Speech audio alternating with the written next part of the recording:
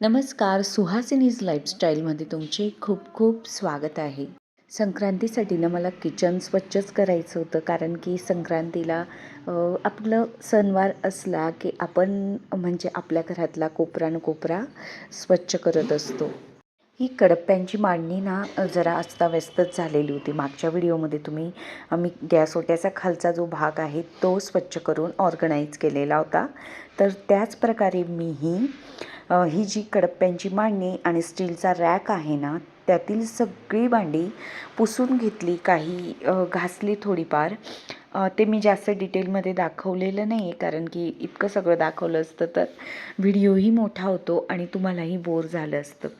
मग ज्या बरण्या किंवा जे डब्बे मी घासले नव्हते ना, ते मी कॉटनच्या कपड्याने पुसून छानपैकी सगळं नीटनेटकं ऑर्गनाईज करून दिलेलं आहे. आपल्याकडे ट्रॉली किंवा कपाटं असतील तर त्याचा एक फायदा होतो की त्यामध्ये भांड्यांवरती बरण्यांवरती धूळ बसत नाही. पण दुसरी गोष्ट, असं ओपन किचनचा मला एक फायदा वाटला. ज्या बरण्या असतात ना त्याच्यातल्या वस्तू आपल्याला सतत समोर दिसत असतात. म्हणजे काय संपलं, काय शिल्लक आहे, तर त्यामुळे ना कोणतीही किराण्यातली वस्तू वाया जात नाही. ह्या 2 महिन्यात मी अनुभव घेतला. कपाटात ठेवलेल्या वस्तू ना, काही वस्तू म्हणजे कपाटात राहून जातात आणि मग नंतर उशिराने लक्षात येतं. हाही मी एक अनुभव घेतला. प्रत्येकाचा अनुभव हा वेगवेगळा असू शकतो. मी माझ्या मनातला अनुभव तुमच्यासोबत शेअर केलेला आहे. मांडणी पण पुसून झालेली आहे, नीटनेटकी रचून झालेली आहे. हे गुलाबी आणि आकाशी जे डबे आहेत ना ते प्लास्टिकचे, तर ते मी जिओचं मार्ट असतं ना, तर बुलढाण्यामध्ये आहे, तेथून घेतले होते. 293 रुपयाला 3 डब्बे, असे मी 12 डब्बे घेतलेले. हे कडप्पे मी आधी ओल्या कापडाने म्हणजे पुसलेले सगळे डबे मी खाली उतरवून घेतले होते, बरण्या आणि स्टीलचे डबे, आणि मग त्यानंतर पुसून मग हे सगळं मी ऑर्गनाईज केलेलं. मी आता ज्या वेळेस नाशिकला जाईल ना, तर त्यावेळेस माझ्याकडे ज्या मॅट्स आहेत कपाटांसाठी ठेवलेल्या, तर त्या मी घेऊन येणार आहे आणि जर शक्य झालं याच्यात ऑर्गनाईज करता आलं तर मी करणार आहे. न्यूजपेपरचाही वापर करू शकतो, पण न्यूजपेपरमुळे झुरळ होतात हे मी वाचलेलं आहे, त्यामुळे मग मी इथे न्यूजपेपरचा काही वापर केलेला नाही आहे.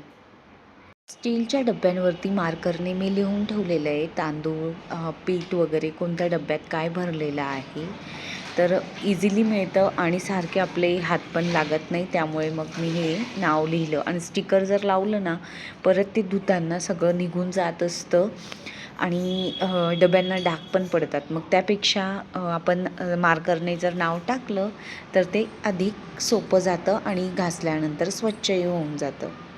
माझ्याकडे जेवढ्याही प्लास्टिकच्या बरण्या होत्या ना, त्या मी सोबत आणलेल्या, पण बाकीचा किराणा ना शिल्लकच राहत होता. अशाच वस्तू इकडे ठेव तिकडे ठेव होत होतं, म्हणून मग मी या प्लास्टिकच्याच बरण्या घेतल्या.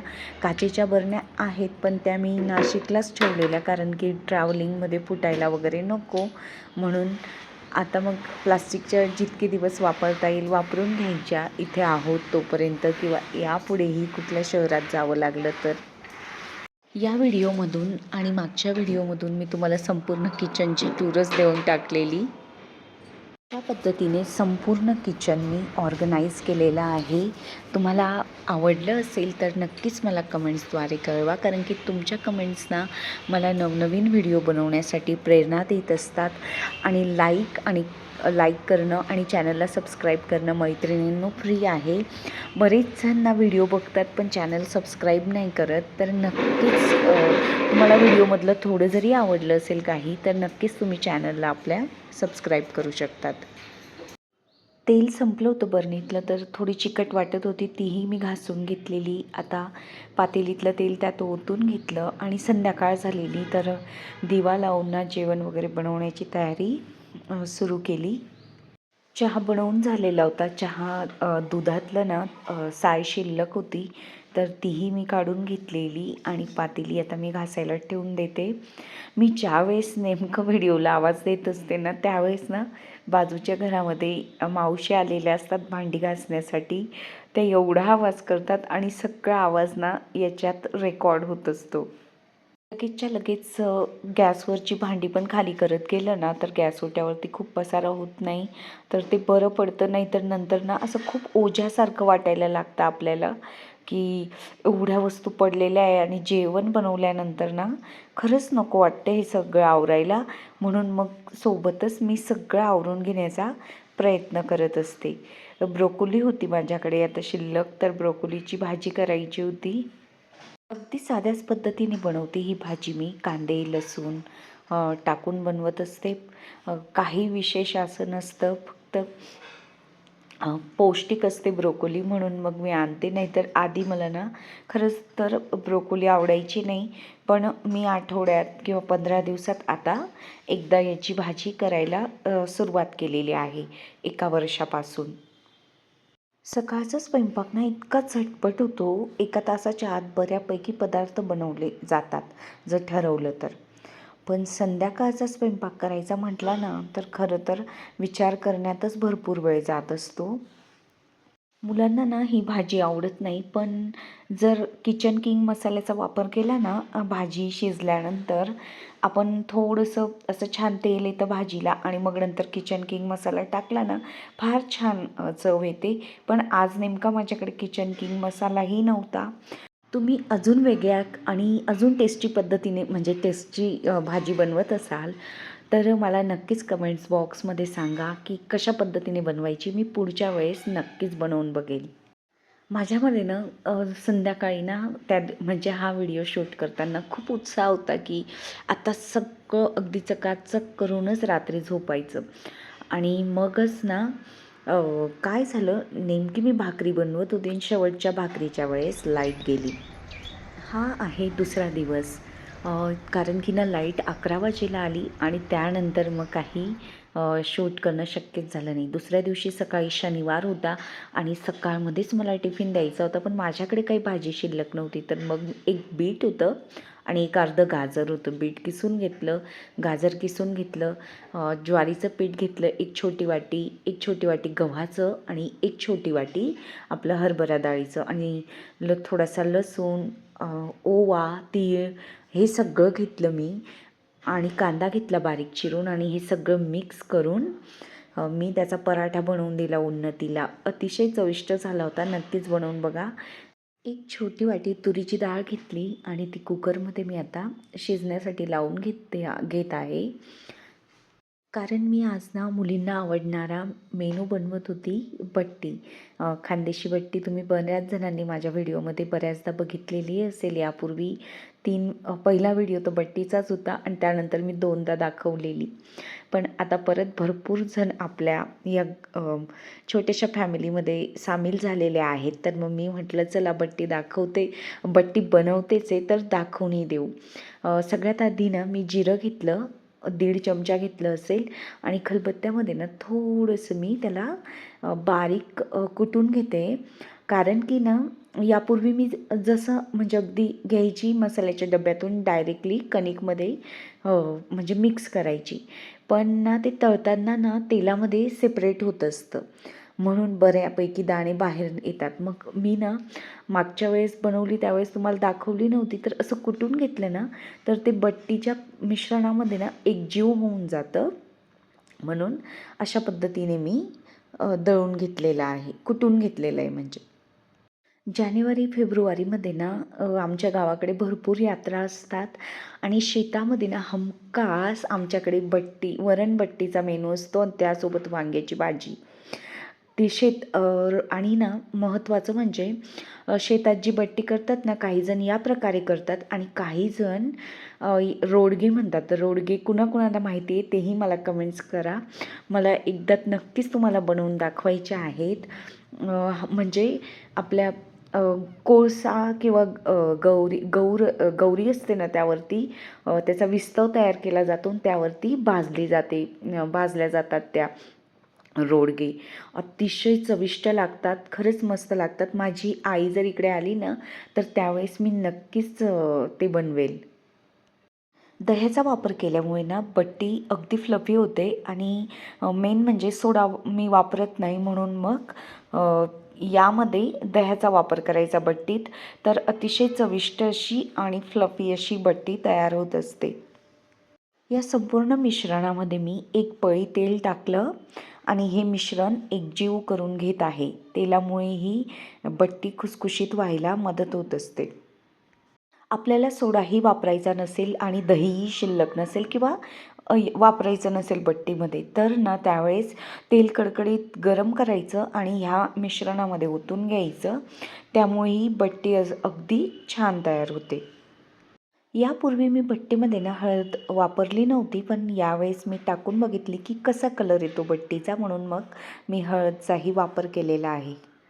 कणिक मळून झालेली आहे बट्टीसाठी आणि रवा टाकल्यामुळे ना रवा पाणी शोषत असतो, त्यामुळे भिजवताना बऱ्यापैकी पाणी लागतं.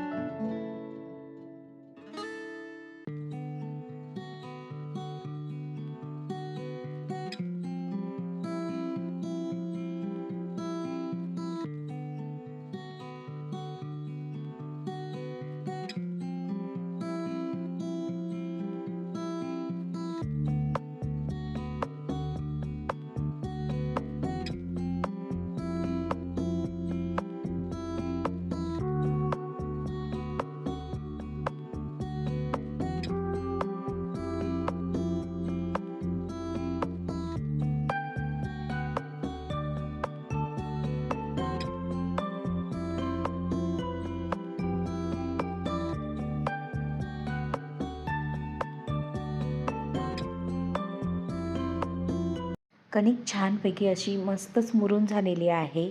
त्या वेळामध्ये मी वरण केलं, वांग्याची भाजी बनवली आणि आता मी बट्ट्या लाटून घेत आहे. बट्ट्या मी कशाप्रकारे लाटते हे दाखवते, कारण की कणिक मळण्यापेक्षा ना बट्ट्या लाटलेल्या खूप महत्त्वाच्या असतात. त्यामुळे ना अशा बट्ट्यांना खूप सारे लेयर्स येतात.